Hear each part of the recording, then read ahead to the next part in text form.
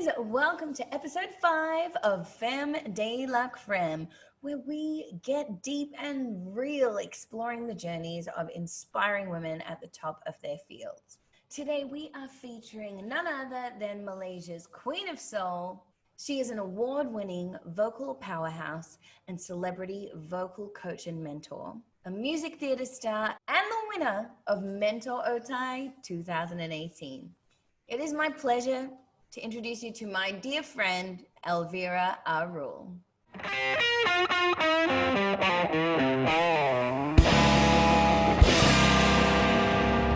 Hi guys, how you doing? Hey Cassidy, thanks for having me. My pleasure. Hello, nice to see your beautiful face on here. Thanks for joining me. Anytime, love. Well, I'm so excited to get to have a chat to you today because obviously we know each other well, but we don't really get to talk shop a lot of the time. So I'm intrigued to know more about you and your fascinating journey. What exactly of my journey would you like to know, my darling? So the first time I met you, actually, people described you to me as the Ella Fitzgerald, Jennifer Hudson of the Malaysian music scene, both of such powerful, iconic, super women, both in vocal and in their presence, and the energy they give off, which I would agree that with you as well. But I think that you have such a captivating gift of holding on to an audience and leaving them hanging on every note and every word. So when I first saw you sing, I was like, who is this woman? So I would love to know, first and foremost, what sort of helped you to develop such a professional and captivating stagecraft? Tell us a bit about your experience. Wow, I think I'd have to go back a little bit for this. So let me break this down. Mom and dad were both performers in their own right. Mom, gospel, church. Yeah. We say gospel, but whenever we say gospel, we think of the Southern Baptist gospel, but no, it was more like, nearer my God to thee. Yeah, it's more like that. Yeah. And then you have my dad, who opened for the superstars from your land. My dad's band opened for the Bee Gees back in the 70s. Get out of here. So it's all straight in that blood of yours. You would have been learning from birth. It's pretty much, yeah. So my first taste of the stage was when Mom was 5 months pregnant with me. Wow. She was playing Eliza Doolittle on a little theater stage. It was quite funny because she had the tiniest waist. She had a 22-inch waist. I'm like, my arm is about 22 inches. I think my thigh is about 22 inches. That's one thigh, darling. Okay, so back to the question. Music was never even on my radar. I wanted to be a sound engineer first. Really? And then because, back in the day, it was like, you can't do that because you're a girl, you come back late and, you don't want to do that. I mean, really? Oh, well, if it's meant to happen, it's going to happen anyway. That's my motto in life. So I went into journalism, and it was while I was studying journalism that we were singing at the pavement, which you would do because you're rebels in school. And a friend comes up to me and goes, hey, we've got a show. I've got an event coming up. He had just started up his event company, and you are putting a band together. I'm like, say what? He's like, you're putting a band together. So I put a band together. 2 weeks later, I got a check, and then went ding. But how I became this person, I think it's because over the years, I have always worked with amazing musicians, like the best in their field, from a young age. Even when I started singing, not just in church, but when I was doing backup for the various performers, I always had good performers, good musicians around me. And then, we'd have conversations because I always hung out with the band. I always hung out with the crew. And they'd always just guide me, when you do this is really nice. When you do this should be better. So I've always just assimilated it over time, which is why I, even in my sessions with anybody, I always say you can learn from anyone. A bassist, the triangle player, you can learn from anyone. Fascinating. I think I get the vibe off you as well that you also so greatly respect your craft. So you take it very seriously and quite passionately. Would I be correct? I would like to hope so. Because I've wanted to be a storyteller. So, when you're a storyteller, or at least if you want to be a storyteller, you need to know how to tell the story, how to yeah, there's so many aspects of storytelling, not just from the music, from the break. Like if you were to train for a marathon, for example, you know, you need to know how your feet react to certain shoes when you're doing whatever distance that you're doing. It's the same thing. Yeah. Everything requires craft and homework and just knowing what you're doing. So it's the Mm. same kind of vibe. You just want to make sure that you cross all your T's and you dot all your I's. I think you put it beautifully when you called yourself a, like, put it as a storyteller, because you really, I Mm, think that is how you captivate everyone when you're singing. Because a lot of people, you know, say we go to jam nights and things, you'll see that people will get up and sing and people will enjoy their performance, but they'll still like be sort of having a chat. Someone will be watching, someone will be doing their thing. When you're on stage, it's like the whole venue's like this. You breathe and they're like, and I think it's because they're like, where's she going to go next? And it is like a story. I mm, absolutely adore watching you perform. And one of the things about watching you perform is I don't even just find it fascinating the way you fascinate the audience. What I adore, and I've said it to you since I first met you, that I want to learn from you, you command a band. You lead every musician on that stage unapologetically and just so to the tiniest detail with the simplest of gestures. I'm mm. intrigued to know with that. It not only takes skill and confidence and obviously experience, but where does that confidence come from to know where to take the song? Is it just in flow? It very much is in flow. It comes from my philosophy of music. I believe that music is, yes, I might be in front and a frontliner, as what everyone would call me, but at the end of the day, it takes everyone. To tell the story, you need everyone to be moving together. Mm, It doesn't work if, you know this saying, like you're on a different bus. One mm, fella is on bus number 11, one is on bus number 33, one is on a bus long haul going to China. It makes no sense. Everybody has to be on the same train, same bus, mm, same direction. So I guess over the years, watching the greats, paying mm. attention to my seniors, paying attention to, oh my God. By the way, thank you so much for that compliment. You, I, I was Telling her about to how it cry is. if you had gone on. You're Uh, most and you know welcome. how hard it is for me to say this. So yes, thank you. So for me, it's having watched the greats, like some of them, for example, like Junji Delfino in KL. I don't know if you've had the privilege of watching her. Mm, When she opens her mouth, that is a masterclass right there. Like for me, mm, every time I watch her is a masterclass because how she gestures, same thing, like the little gestures. Also because I make sure that when I go on stage, I'm open to every single one on stage with me.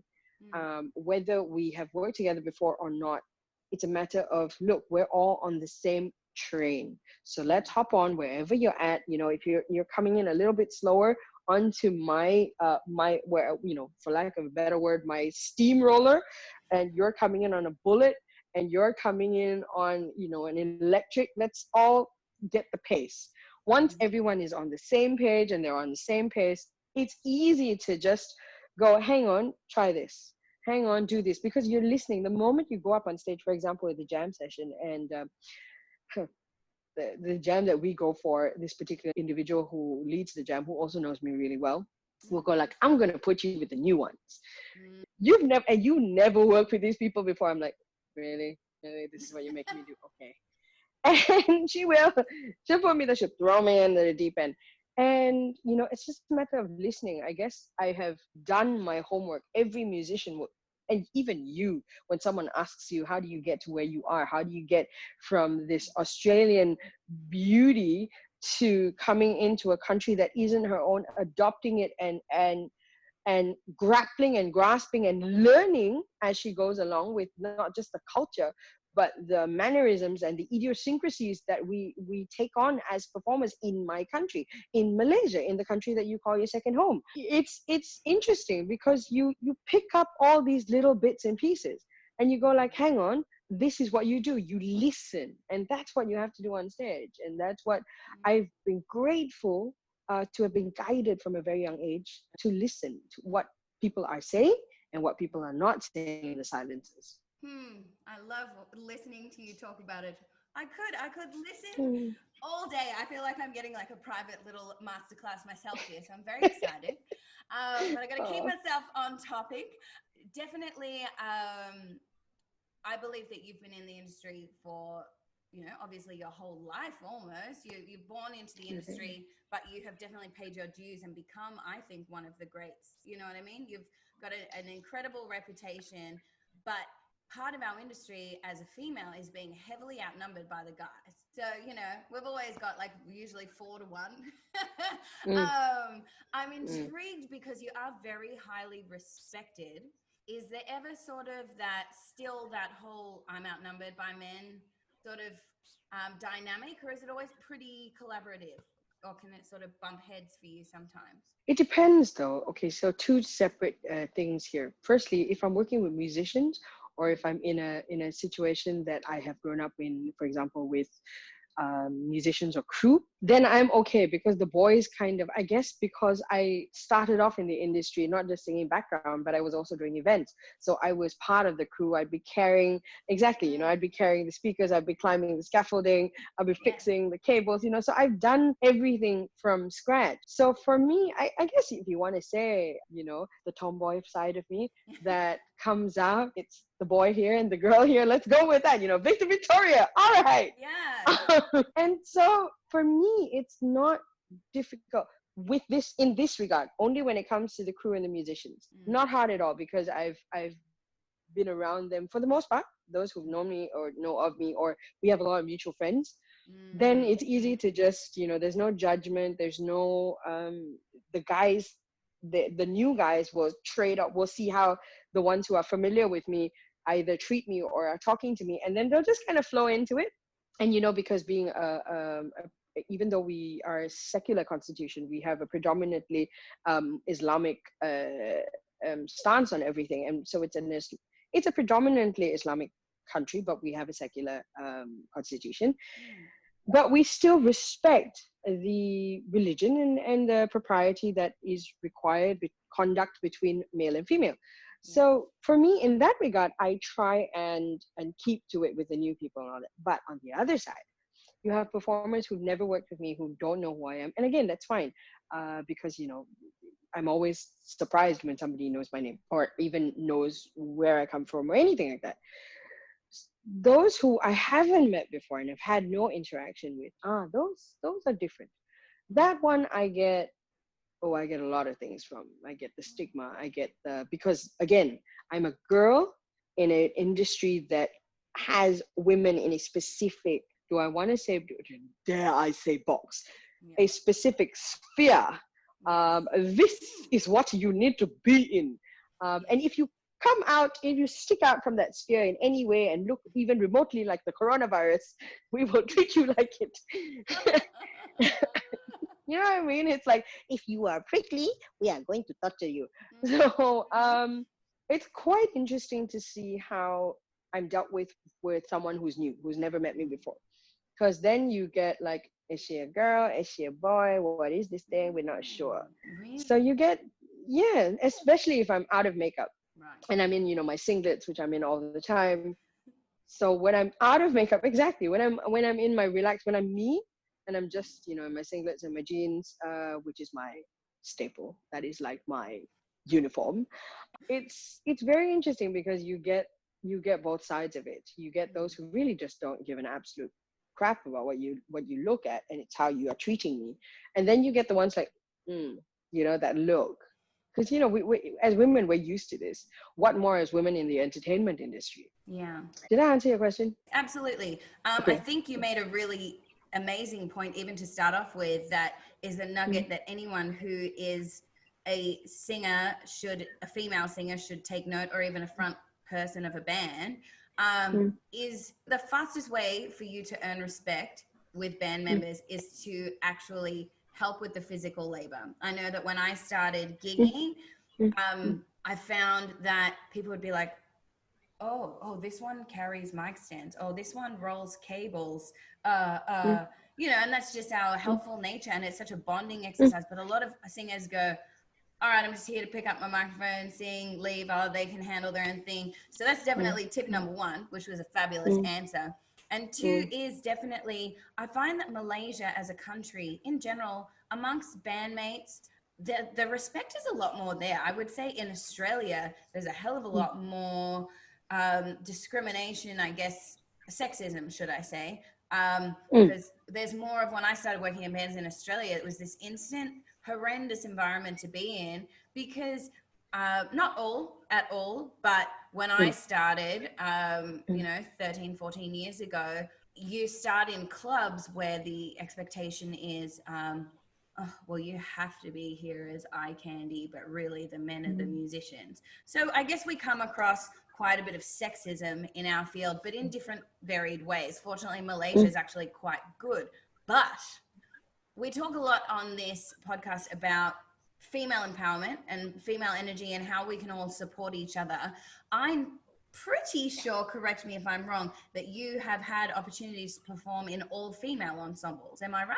Yes. I'm intrigued to see what dynamic changes have you realized between working with a mixed and all male ensemble as opposed to when you get a whole bunch of females together. Is it more cohesive, or is there a little bit more tension and ego involved? It depends though, on two levels. If they are, you get this with both, so it's not a gender thing to me. I realize that it's more an attitude, an attitude of mind, and also how you respect your craft. Like, on what level do you respect your craft? Those who come in with a superstar chip will end up with this, being the part of the band that sticks out. Right. Whereas if you come in with the let's serve the song, let's sort this out, then everyone is on the same page. Especially when it comes to, I guess, with the female crew, let's go with the guys first. With the guys, if everybody's on the same page, then serving the song, doing the gig, not an issue. But mind you, everyone goes like, Moody is only with women. Nah, we are creative people. All creatives are, how would you put it, Cass? Eccentric and passionate. There we go. Passionate people. Yes. All creatives are passionate. And at any point in day, you have varying degrees of passion. That is a lovely word, by the way. I love that. Like passion, that. Varying degrees. I know, right? It's good. I think I'll put it on a t-shirt. There you go.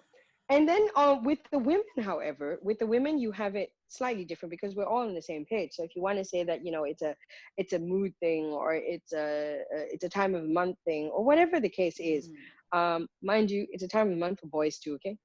It's a time of the year because I feel like they get their period once a year. Yeah. Once a year, they will just go all crappy and nonsensical, and just like, they'll be 10 times worse than we are when we are on our monthlies. So anyway, going back to the women. No, in a way, yes and no. I have those where I feel the dynamic where, you're dressed like that, therefore I'm going to be dressed like this. Musicians generally, no, you don't get this from musicians. You get this from other female singers or other female performers. Sometimes, not always though. Sometimes you do. But I tend to just brush it off like, okay, so that's who and how you are. Sure. Not my journey. I don't need to take on your energy, and I definitely don't need to respond to it. But if that's your journey and that's how you want to behave, sure, power to you. I'm just going to give you your space. I'll do my little thing here. If that's where you want to go vocally, sure, I'll go somewhere else. If that's where you want to go visually, okay, I'll do it however. And if we are the kind who wants to work together, then we're not going to borea. Borea is such a Malaysian term. We're not going to go matchy and do the twinsy. But what we can do is do the complement. Yes. And I think that's such a beautiful thing, which is why my boys, whenever they're performing with me, my musicians on stage, they're like, oh no, are you going to make us wear something specific? And I'm like, no, I just want you to have a touch of something. And then they'll just go, oh, I don't have it. Never mind. I do. You're my kind of girl. I am, darling. That's why we get along. So it's quite funny that way. But yeah. I found that too, actually, working around you. I mean, we haven't had the pleasure of doing an entire stage show together, even just though you recently showed up to a charity event that I held. I held a charity concert and you surprised me, and I was so grateful that you would come and not only donate your time, but you were like up there being like MC. You were like jumping on background vocals with me and doing harmonies. And that's one thing I've always loved watching since I met you, is how you do exactly that.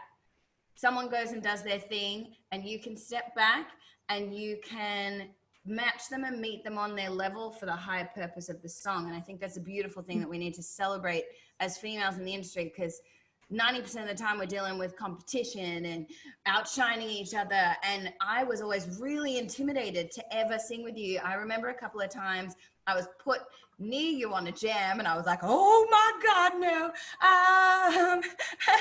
I was very, I know you never knew this. I'm admitting the truth right now. You're getting the inside scoop. A couple of times, like, you would jump up and do backing vocals, or just something would happen that we had to be on the same performance, and I would be like full-blown panic mode, because I respect you and you can sing in every area that is my weakness is your strength, I would say. So for me, I'm a perfectionist. I'm like, but something that could have turned into a riff off, and it could have, that's what I came to, I think, gave me an even deeper respect for you, was that I've seen you with not just me, but so many other artists. You don't do that. You're not, oh, I'm here to steal the microphone and even though you can, you really just create this, such a complimentary sound. So I praise you for that. Absolutely. Thank you. My pleasure. Thank you. I'm full of Again, compliments you're gonna make today. me cry. Aww. You are. You're just gonna make me cry. I'm going. Where's the tissue? Give me something. I'm I'm just gonna use my speaking, pants. I tell you. girl. I think it comes from you. But you said it. It serving the song. That's. I lost 2 musicians last year who were, well, in the last couple of months. I've lost quite a few, and my dad was one of those people who was very, very strong about this. He's like, do what's right for the gig, do what's right for the gig, and do what's right by you. And then with the 2 musicians that passed away, Arwah Aji and Arwah Kelly, a guitarist, and one of, to me, our top guitarist, my go-to guitarist tone, and Arwah Kelly, who was, my go-to bassist tone in that sense. These 2 always maintain this: serve the song. Serve the song, serve the musicians that are on stage, serve the song, serve the story of what is needed for the day. Nothing less, nothing more. And I'm grateful for those lessons, because at the end of the day, even the guy, like I said earlier, I can learn something from the guy playing the triangle. So I would always give everyone their space, because it's needed. Everyone has their space. That a song is made up of all the different sounds. For example, if you were to take off, moving on up, moving on at that one time to break free, right? If you take out the horn and the back goes bang, bang, bang, bang, if you take that out, the whole song is not the same. Yeah. It's the same thing with any instrument. If you take one instrument out, the song is not going to be served. So I think that's why I always thank you for that wonderful compliment. But I think that's, at the end of the day, it's that, you serve the song, and you serve what is required for the performance of the song, or however you can support. A great musician is someone who can accompany someone else. Yeah, and I definitely have learned a lot from watching you. And one of my greatest moments was you invited me one night to watch you participate in Mentor Otai, which you won. You won the title Pemenang Mentor Otai in 2018. And for me, it was fantastic. And I was so proud to see you not only on stage that night, but to win the competition. Thank you for being there. Thank you for being there. It meant so much to me.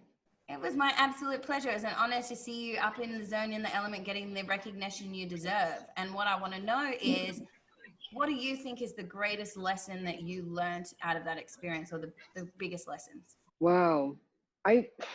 So many. Again, serving the song was such an important part of that entire journey. Like, how do you serve it for the audience that you are singing to? And also just working together with so many different layers of people, because usually as a performer, I'm used to just, singing. I work with the band and that's it. I don't necessarily do work with lighting people and staging. unless I really have to, or if I'm doing something theatrical, which has not been the case. So for me, it was a learning curve on that. You know, what would work well with that, and also learning how to deal with personalities, learning how to run with it, go with the flow, all these things. It's all lessons that I've had that were just further cemented into my my psyche as a performer. So those, yeah, it was lessons that were just honed better or finer, refined. Yeah. Really, you were already in such, well, you were already on the top of your game. You know what I mean? You know, it's like, it's led to such big opportunities for you. And it's just only added to, I guess, the strength of your name in the industry, which doesn't seem to, it just keeps going from strength to strength. Well, it is. It's such a highly respected title to have, the winner of Mentor Otai. You were up against some of the most experienced singers. It was not all newbies. My observation is that so much more goes into a reality show than just your singing. I know that we were always taught growing up that you have to watch like the way you talk to everyone in the crew, the way you handle yourself, the way you dress, the way you everything. And these reality shows are only becoming more popular. So what would your advice be to someone who is considering entering one of these singing competitions? Know your audience, know who you are. If you're discovering who you are, be honest about the discovery, be honest about where you want to go, be honest with yourself.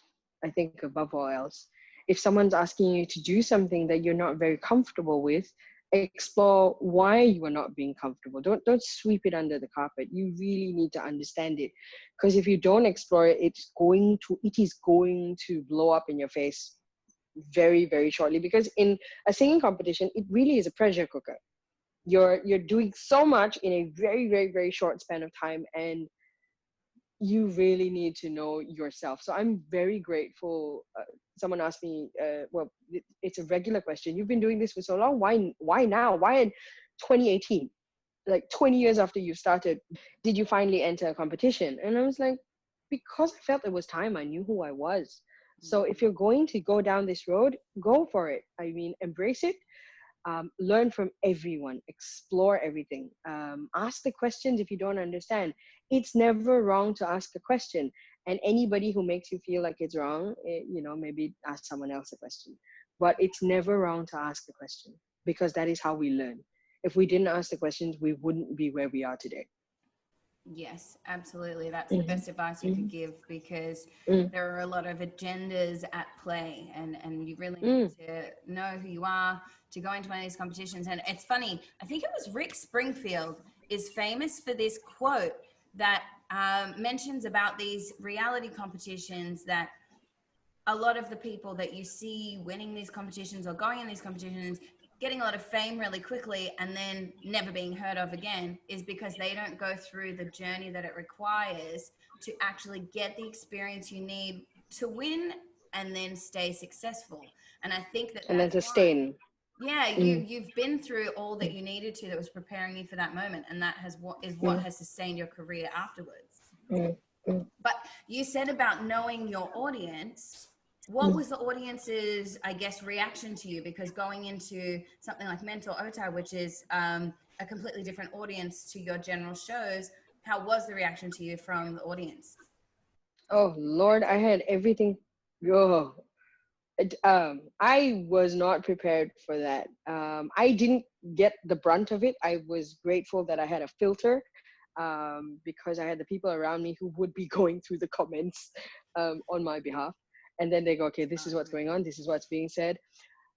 No, I would still look at the comments eventually, but I didn't do it on the spot. And it wasn't an intentional thing.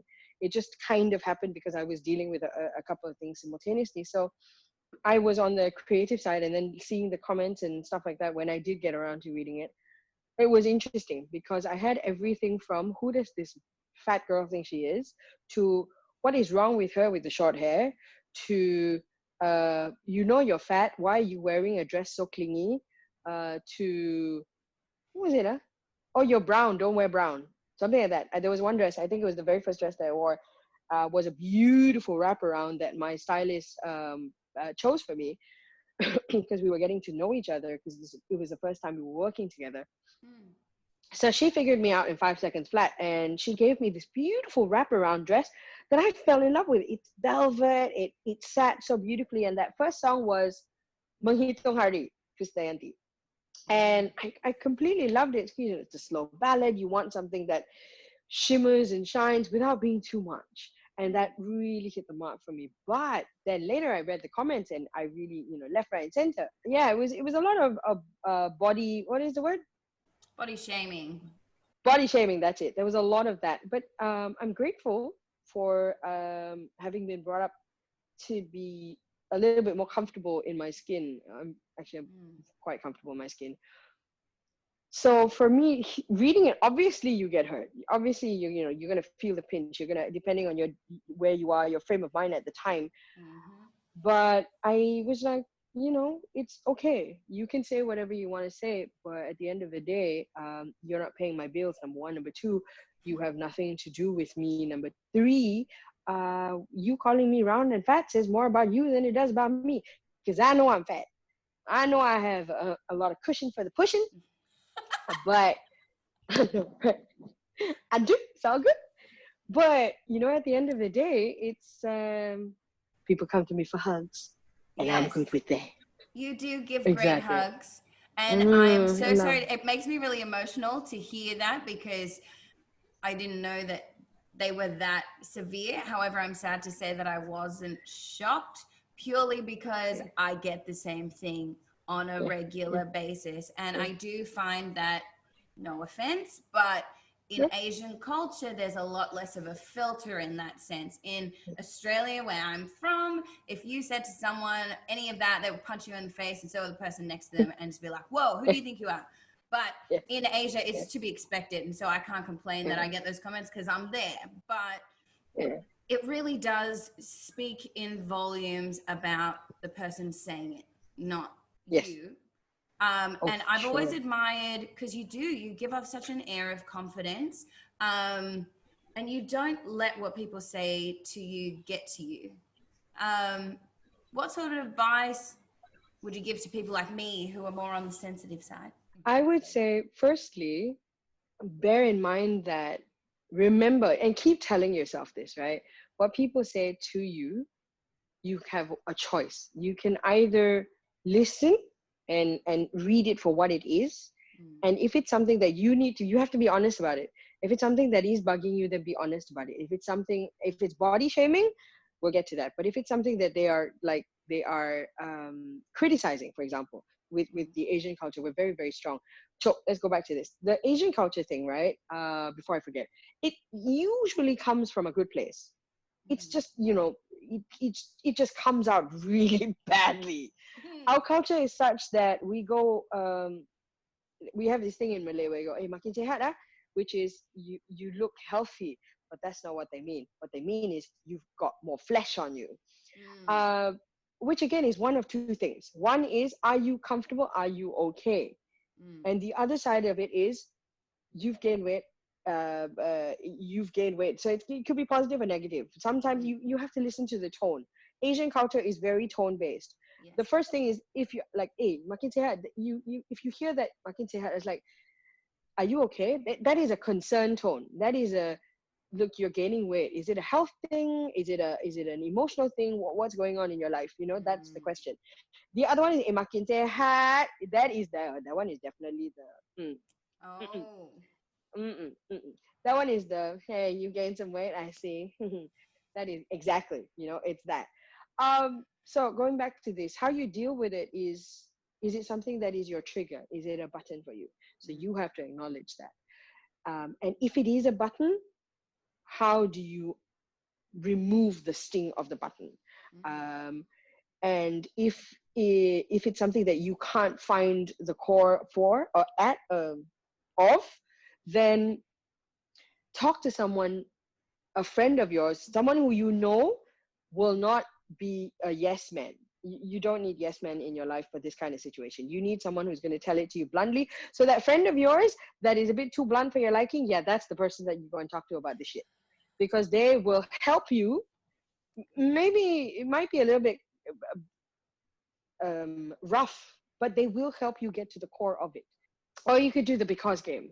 Like, I don't like why they said that, because they made me feel like this, because, and you just keep going because until you go that's it, so that's one way of doing it. And the other way is to realize that sometimes people are just having a shitty day and they want to take it out on someone. So take it with a pinch of salt, with a bag of salt, and chuck it out the window, and go, oh. So in a way, how you deal with this criticism is on two levels. Either you take it at face value, and then you either get hurt or you brush it off, or you listen to what they are not telling you by their expression or their tone, and then you will know where they're coming from. So sometimes it's not about you. Sometimes it's about them being frustrated. More often than not, I would easily say 8 out of 10 times that's the case. I think that's fantastic advice, because it's very practical, and it does put ownership back on you of why are those comments upsetting you. I know that I used to be a lot more sensitive because I was trying to just be a people pleaser. It's funny. Yeah, you've just got to be able to differentiate. Is there truth to what they're saying and I need to address something? Or are they, like you said, having a horrible day? Are they just not a nice person? Or do you make them feel insecure so they have to say something to you to bring you down? And I'm sure that would be a lot of negative comments that people give to you, is like they're so intimidated by your blinding talent. You just have such I would say show-stopping talent that of course people are going to try and bring you down, and I've noticed that's a very common trait in people, is you make me feel less than, you're up there shining, I'm going to do something that makes me go, I'm powerful. So I'm sorry to hear that you've been through any of that, but I'm glad to hear that you don't let it get to you, because I think you're beautiful and you definitely dominate the stage. So my final 3 questions. We ask these every time. I know it's gone too fast. I want to keep talking forever. So before that, you were like, I'm sorry I've gone through that, but I think I just want to say that I'm not sorry that I experienced these things, because it's from that I am who I am today. So, and I'm grateful for these lessons, and I'm grateful that my dad kind of taught me that as well. Like, you have to learn everything that's bad that's ever happened to me. I'm grateful for, because if it didn't, I wouldn't be where I am today. That's beautiful and so true, actually, because I mean, we wouldn't be having this conversation if I hadn't gone through the same thing as well. So it has definitely led us to, I guess, our higher purposes in a way. But unfortunately, we have come to our final 3 questions. I know, time flies too quickly, but it is a relevant question. The first one is, when do you feel most empowered? I feel most empowered when I don't feel, how do I put this on? This is an interesting question. I love how you phrased it. I feel empowered when I am in a situation that I have no control over, but I know that I have complete control over me. Whoa, profound. That is beautiful. So that is that's what we all forget, that we, even in a completely uncontrollable situation, we have control. Oh, I love that. I'm gonna have to sit with that one later. So then, like, for now, for example, we're in this corona thing, right? The corona season. Like, we have no control over anything, but we have control over ourselves and our mind. Absolutely. That is so on the money. And regardless of this corona situation, once we have a little more freedom in our lives, what is something that is still on your bucket list? Oh my God, Choke, I've got so much on my bucket list. I think for me, it's just having conversations with musicians that I want to have conversations with. Because the one thing that it's two things that are on my heart, which is for the younger generation to bridge that gap. Because I think I'm one of the few, and I've been talking with a couple of musicians about this. We are one of the few who were able to still work with the older ones and gain that highway of knowledge from them, whereas the younger ones have come out and they don't have, they have us, but they don't know how to come and approach us. Whereas because they're not, I wouldn't say latched on, but there's not a musician that is their guide. We've all, us, you have, I have, we've had musicians who have been our guides, like the one person that we go to whenever we're not sure what's going on and we want to, our sounding board. Yeah. So the younger ones don't have that. So for me, I just want to come up with a way and means for them to have access to this beautiful well of knowledge that the older ones have, because they have literally paved the way for myself and so many others, including them. So that's something I want to do. And I look forward to watching you do it. And that's a very valid point, that your career would be nothing without the people that you can go to. And it is harder these days with us being a little more personally disconnected and everyone being a little time poor. So then in this is perfect for the next question. If you could go back and talk to your 15-year-old self, what would you tell her? Stand your ground. Know yourself. Because when we're, and this is a life cycle, right? When we're kids, we want to be friends with everybody.